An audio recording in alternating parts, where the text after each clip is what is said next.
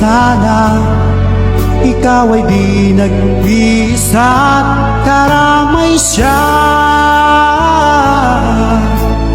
Oh, oh.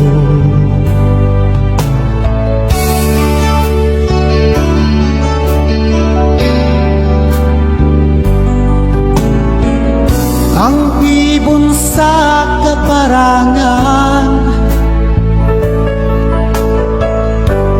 minsan may di inaligdan, higit na niyang minamahal.